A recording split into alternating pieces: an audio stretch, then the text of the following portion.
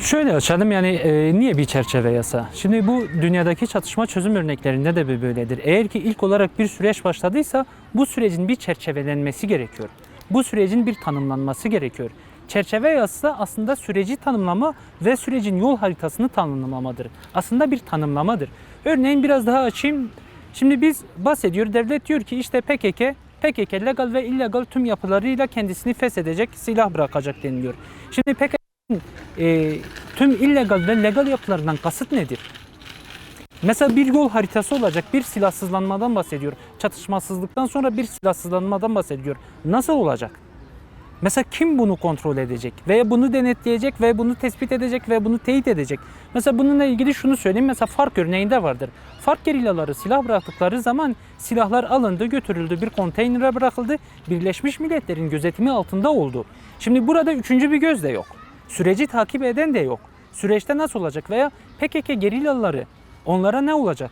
Şimdi bunların hepsinin tanımlanması gerekiyor veya içeride şu an binlerce insan var. Bu binlerce insanın durumu ne olacak? Bunları hangi mekanizma yani bu sürecin ihtiyaçlarını hangi mekanizma karşılayacak? Ülkenin demokratikleşme problemi ne olacak yani? Yani ülkenin demokratikleşme problemini ikinci soruya gidebilmek için şimdi bir aşama bahsetmek gerekiyor. Birinci aşama neydi? Çatışmasızlık süreci. Sayın Öcalan'la bu sağlandı mı? Doğrudur. Çatışmasızlık süreci oldu. İkinci mesele ise çatışmadan etkilenen veya çatışma içerisinde olan insanların, militanların artık ne derseniz onlarla ilgili bir yol haritası ortaya koymaktasınız. İkinci aşamayı da tamamladıktan sonra üçüncü aşama demokratikleşme aşaması. Şimdi birinci aşama oldu da ikinci aşamaya ilişkin bir şey yok. Mesela devlet şunu diyor. Devlet diyor ki ya şunu yapalım, PKK'lerin hepsi silah bıraksın. Legal ve illegal yapılarıyla bir bütün, ki bunun üzerinde durmak isterim. Legal ve illegal yapı denilince bundan ne anlamamız gerekiyor? Mesela bir tane savcının hazırladığı bir iddianamede binlerce seçmen PKK üyesi olarak veya mesela şu anda KCK yargılamaları aynen mesela KCK devlet tarafından tariflenirken DEM Parti ve DEM Parti'nin tüm seçmenleri KCK üyesi olarak hatta sivil toplum tabii örgütleri sivil yani. toplum gibi. Şimdi bunun ilk olarak tanımlanması gerekir. Nedir buradaki murat, nedir buradaki kasıt nedir? Şu örneği versem belki daha açık olacak, daha net olacak. Örneğin devlet diyor ki PKK komple silah bıraksın, ben sonra yasayı çıkartacağım. PKK komple silah çıkardıktan sonra bilirsiniz ki devlette norm dışı ve norm içi yapılar her zaman vardı. Türkiye Cumhuriyeti tarihi boyunca hep işte bir gizli devlet, bir açık devlet meselesi hep vardı. O PKK'lere yönelik bir tane bombardıman eğer yapılır ise bunun hesabını kim verecek? Bu nasıl olacak? Olabilir mi? Olabilir. Peki bunu ilişkin gözlemleyecek, bunu engelleyebilecek mekanizmamız nedir? İlk olarak mekanizma, yani süreçte bir silahsızlanma diyoruz ya, silahsızlanmanın kurumsallaşması için bize mekanizmalar lazım.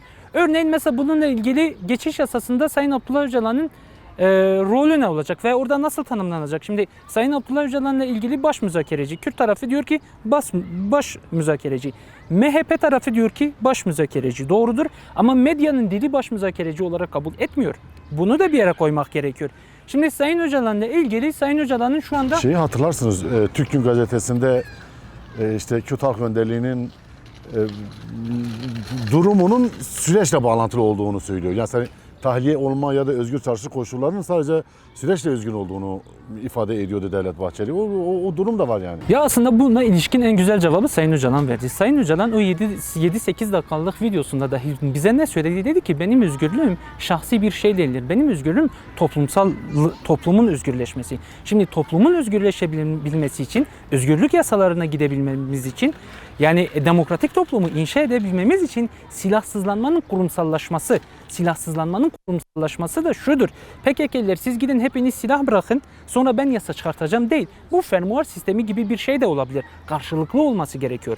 Karşılıklı olmadığı zaman mesela biz 50 yıllık bir örgütten bahsediyoruz.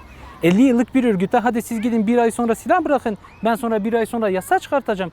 Bunu dememiz mümkün değildir. Bu yanlış bir şeydir. İlk olarak bu çerçeve yasa dediğim gibi bir tanımlama yapmak zorundadır.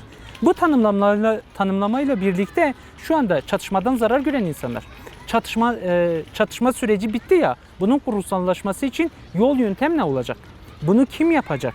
Mesela Sayın Öcalan'ın özgürlüğü bu konuda da çok ehemmiyet, yani çok önemli bir yerdedir. Örneğin bu barış süreciyle ilgili mesela Kürt tarafı için söyleyeyim veya Türk tarafı için de söyleyeyim, açık net bir şekilde söyleyeyim. Sürece yönelik %100'lük bir güven var mı desek hayır.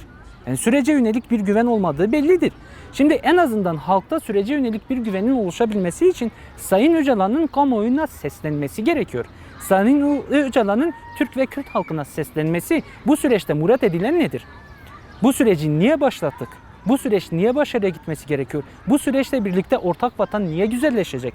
Nasıl güzelleşecek? Pozitif Aklımızdaki barış yani. nedir? Pozitif barış nasıl inşa edilecek? Şimdi buna ilişkin söylem gerekiyor. Bu söylemin de Sayın Öcalan'dan başkasının kurması işin doğrusu artık pek gerçekçi de gelmiyor. Çünkü niye? Her iki tarafın ortak olarak kabul ettiği bir şey vardır. Bu sürecin kurucu önderlerinden, yani kurucularından biri Sayın Abdullah Öcalan'dır. Şimdi kuruculardan birinin medyayla, halkla iletişimin olmaması veya kurucuların en önemli kurucunun statüsünün olmaması kabul edilebilir bir şey değildir. Sürecin yürümesine de engel bir şeydir. Sürecinin önünü açan bir şeydir. Şimdi bir geçiş yasası yapılmazsa bunu nasıl anlamalıyız? Şimdi bir geçiş yasası yapılmazsa açık söyleyeyim PKK'li silah bırakamaz. Mümkün değil. Yani mesela siz şu anda bir PKK'liden şunu isteyebilir misiniz? Ortada bir kanun yok, silahını bırak gel. Dünya buna güler. Yani böyle bir şey olmaz.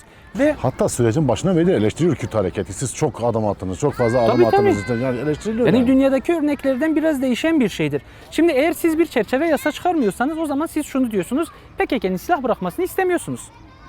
Acaba peki farklı bir yönden bakalım, şöyle bir yönden bakalım. Siz PKK'nin silah bırakmasını istemiyorsunuz. Bir çatışmalı süreç olsun. O çatışmalı süreç içerisinde bir siyaset yürütelim. Yani nedir? Biz yolsuzluğumuzu yapalım, hırsızlığımızı yapalım, talanımızı yapalım. Sonra arkamıza bir bayrak alalım. Sonra da işte Kürt halkına yönelik bir şeyler getirelim. Yani Kürt halkına yönelik sert politikaları uygulayalım. Bu sert politikalarla birlikte ne olsun? İşte PKK silah bırakmadı. Yine herkes siyasetini yürütsün.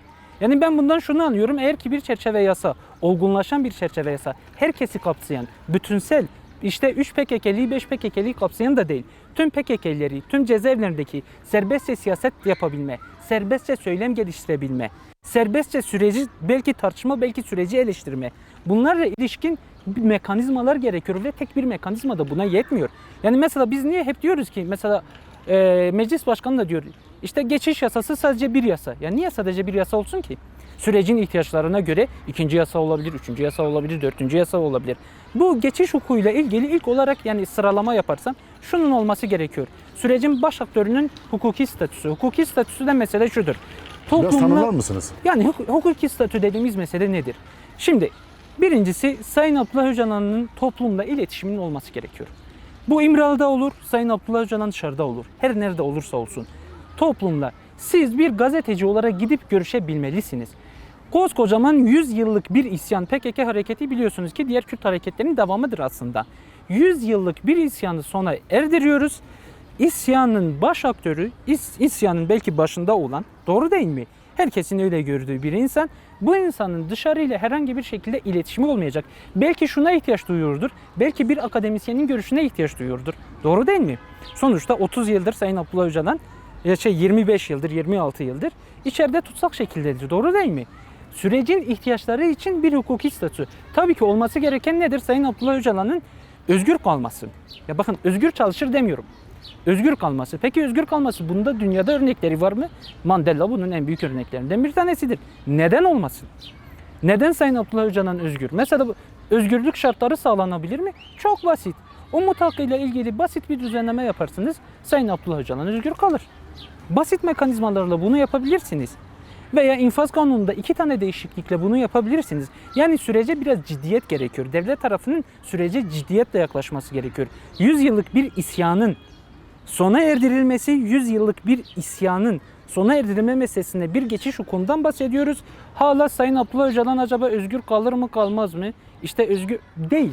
Özgür kalmalı. Sürecin bu bir ihtiyacıdır. Sayın Abdullah Öcalan'ın bugün özgür kalması da şu meseledir. Bir demokratikleşme meselesi değildir. Yanlış anlamayalım. Sürecin bir ihtiyacıdır. Mesela geçiş hukuku olduğu gibi sürecin bir ihtiyacıdır. Sürecin başka da ihtiyaçları var. Az önce dedik ya PKK'liler silah bıraktığı zaman ne olacak? İçerideki insanlar ne olacak?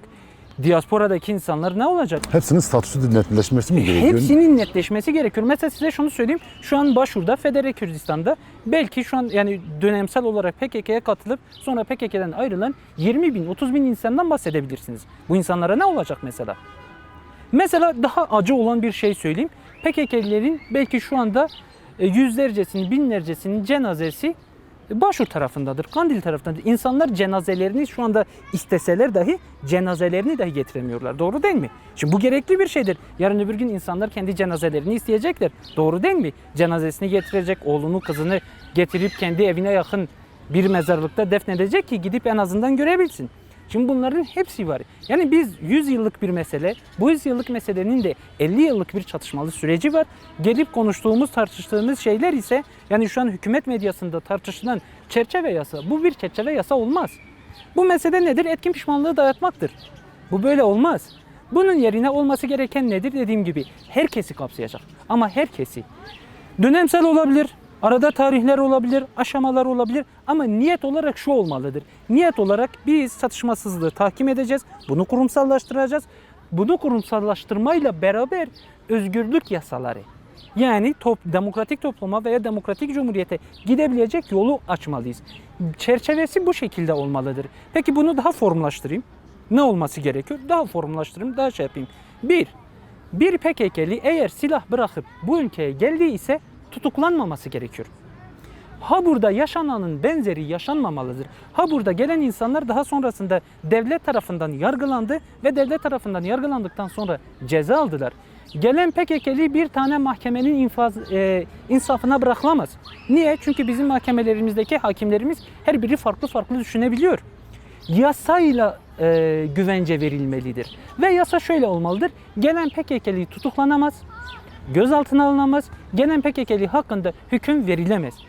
Tersi olursa düşünün ki bir PKK'li taraflara güveniyor, silahını bırakıyor, buraya geliyor. Buraya geldikten sonra 10 yıl cezaevinde kalırsa, 20 yıl cezaevinde kalırsa basit bir akılla bu PKK'li niye gelecek? İkinci mesele cezaevindeki insanlardan bahsediyoruz. Doğru değil mi? Bir süreç gidiyor, şu an dahi abestir. Şu an dahi çok büyük bir abeslik var. Yani bir barış ve demokratik süreç yürüyor. Bu süreçle birlikte söylemden dolayı, propagandadan dolayı, siyaset yaptığından dolayı PKK üyeliğinden cezaevinde olan insanlar var. Bunların çıkması gerekiyor. Diasporada yani Avrupa'da olan Kürt bugün ana vatanına dönmek ister. Döndüğü zaman da ona da tutuklanamaz. Tutuklanmamalı, garantisi verilmesi gerekiyor. Bu çatışmalı süreçte çok fazla insan mağdur oldu. Dediğim gibi az önce ya, cenazesine ulaşamayan insanlar var. Bunların hepsi gözetilmelidir. Hatta şunu da söyleyeyim. KHK'lılar binlerce insan ihraç edildi. Binlerce insanın ihraç sebebi ne? PKK'yı saymadılar. Doğru değil mi? Bugün eğer ki PKK'nın silahsızlanmasında Kürt sorunun çözümünden bahsediyorsak KHK'nın de işine geri dönme meselesi. Siyaset yapabilme. Hala mesela ben bazen bakıyorum DEM Parti'nin yürüyüşlerinde gidiyor. Bir tane kolluk amiri geliyor. Diyor ki ben sana izin vermiyorum. Sen buradan yürüyüş yapamazsın. Zihinsel değişim. Yani özetle şunu söyleyeyim. Bir çerçeve yasada bahsettiğim her şey, bunların hepsi olması gerekiyor. Ama aynı zamanda çerçeve yasanın en önemli şeyi şu olmalı. Zihinsel dönüşüme temel oluşturmalı. Şu an zihinsel dönüşüm konusunda da bir problemimiz var.